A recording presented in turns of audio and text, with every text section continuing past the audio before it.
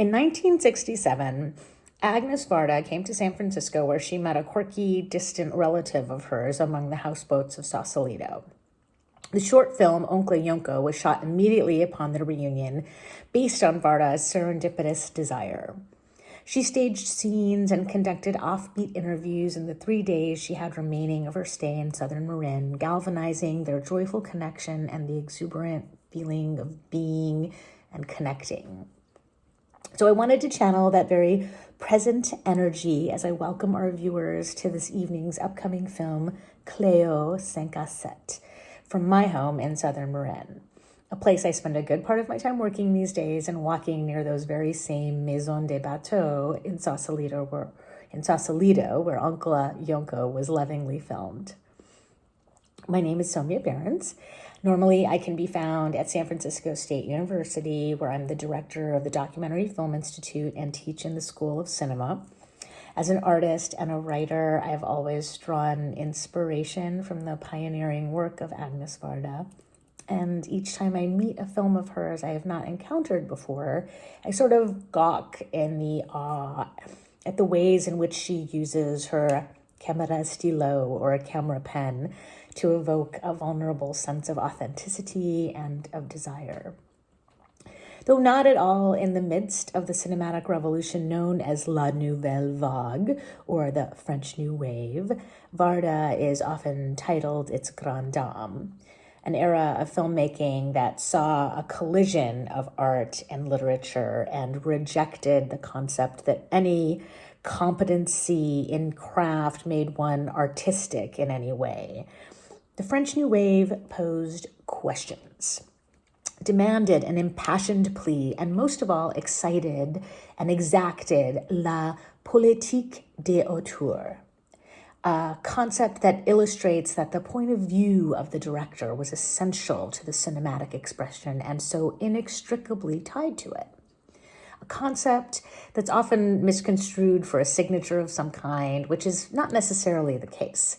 It's more of an attitude that defines this provocative wave of film experiments, and perhaps why Varda has cemented her position within the history of the movement. She gave the ambitious men of her time something to write about in their newly formed lexicon Cahiers du Cinéma, considered to be the original critical film journal. While she may have employed the same pari, the same cameras, the same artistic education as her peers, her perspective was hers alone. Original, true, uncompromised, and quite frankly, naked. Agnès has actually employed a notable amount of nakedness in her films, and she's into it. She once described nudity as a point of encounter between the domain of formal beauty and the domain of moral beauty, noting it's a privileged domain. Now, before you get too excited, Cleo, our heroine in this film, is far too afraid to do anything of the sort, literally, imaginatively, or symbolically. Agnes's study of the superficial enabled pop star known to the world as Cleo Victoire literally sets us on a timed but serendipitous path towards nakedness as we watch this girl. We, and almost all the characters in this film, love to hate. We watch her find something inside herself that is alive before her time runs out. Before her time runs out in her life, in her day, and literally in this film. And that's the documentary quality about this narrative that drives it forward.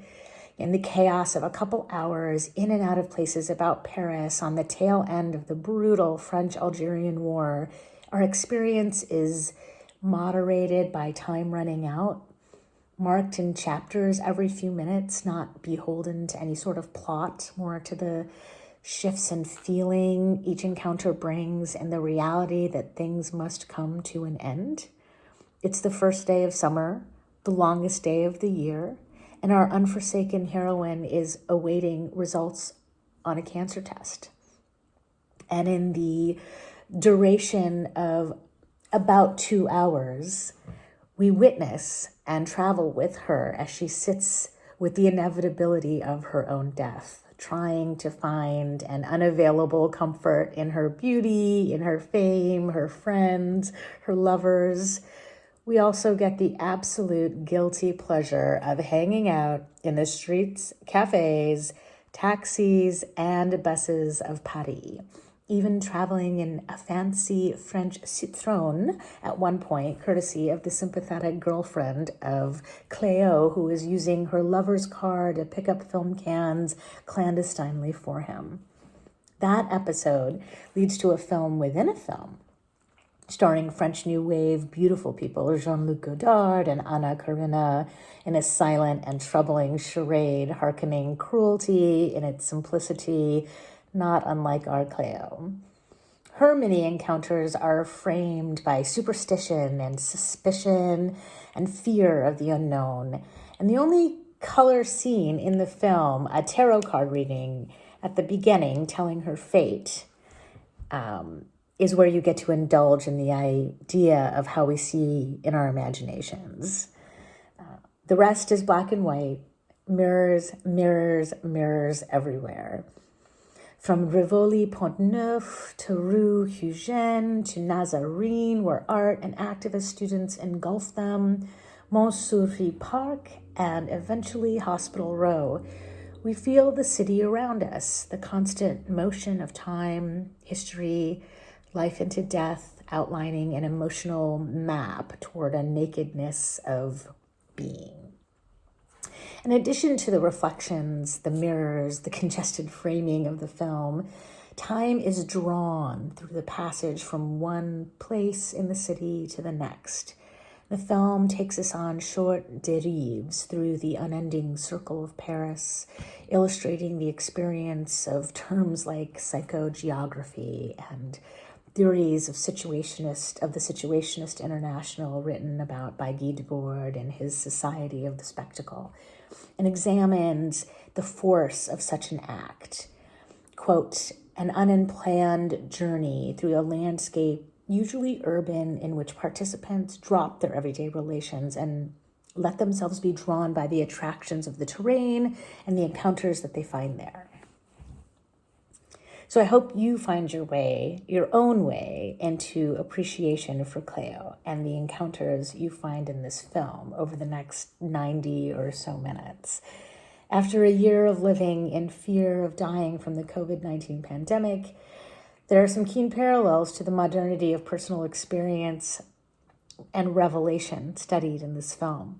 There's also an indulgent sense of imagination, style, and revolution alongside a cast of characters comprised of star cameos and everyday individuals. Be sure to tune into the scene with film composer Michel Legrand, as you will be struck by his ethereal music throughout the film, written for and starring Corinne Marchand as CLEO, and of course, conceived and directed by the incomparable and uncompromising Agnès Varda. Her ability to mesh the gritty quality of life lived with the imagination and perspective and alignment of subjectivity meshes object and subject, objectivity and subjectivity, objectification, and the object itself. I hope that you enjoy this film, and I look forward to sharing more documentary nuggets with you in the chat throughout the screening. Thank you so much. Cheers.